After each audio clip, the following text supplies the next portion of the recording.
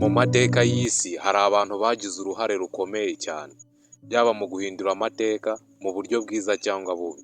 Umwe muri bo ni Adolf Hitler, wabaye umuyobozi w'Ubudage kuva mu mwaka w'igihumbi kimwe magana cyenda na mirongo itatu na gatatu kugeza mu mwaka w'igihumbi kimwe magana cyenda na mirongo ine na gatanu.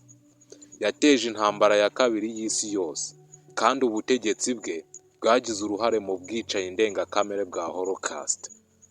Bwahitanye miliyoni nyinshi z'Abayahudi ndetse n'abandi bantu benshi. Adolf Hitler yavukiye muri Australia kuwa 20 Mata mu mwaka w'igihumbi kimwe magana inani na mirongo inani n'icyenda. Akiri muto yifuzaga kuba umunyabugeni, ariko yangiwe kwinjira mu ishuri ryigisha ubugeni. Nyuma yimukiye i Munich mu Budage, aho ubuzima bwe bwafashe indi ntera.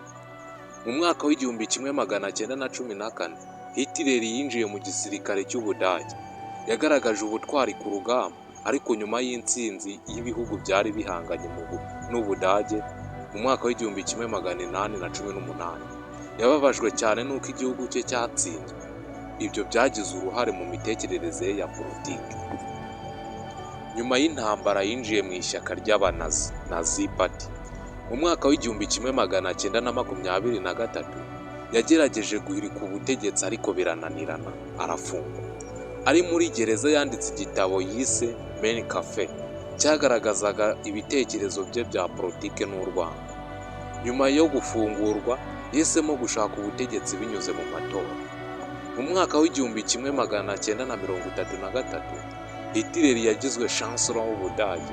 Mu gihe gito yahinduye igihugu ubutegetsi bw'igitugu, akuraho amashyaka atavugwa rumwe nawe ndetse atangira gukoresha propaganda n'igitugu kugira ngo agume ku butegetsi bwe. Mu gihe cy'ubutegetsi bwe, Abanazi bayobowe na Hitler bakoze ubwicanyi ndengakamere buzwi nka Holocaust. Abayahudi bagera kuri miliyoni 6 bishwe, hamwe n'andi matsinda menshi yatojwe. Ibi bifatwa nka bimwe mu byaha bikomeye byibasiye inyokomuntu mu mateka y'isi.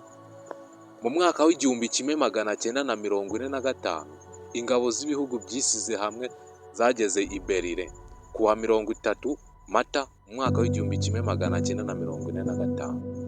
Adolf Hitler yiyahuye mu bwihisho bwe. Nyuma y'iminsi mike, Ubudage bwemeye gutsindwa maze intambara irarangira i Burayi. Amateka ya Adolf Hitler atwigisha ko urwango, ivangura n'ubutegetsi bw'igitugu bishobora guteza ibibazo bikomeye ku isi. Niyo mpamvu ari ngombwa kurinda amahoro, kubaha uburenganzira bwa muntu no kwiga amateka kugira ngo amakosa nk'aya atazongera kubaho ku isi. Wowe tujyanye ku musozo w'iki kiganiro, ndagusaba gukanda subscribe, comment na share kugira ngo utazacikwa n'ikiganiro cy'ubutaha kitwigisha amateka.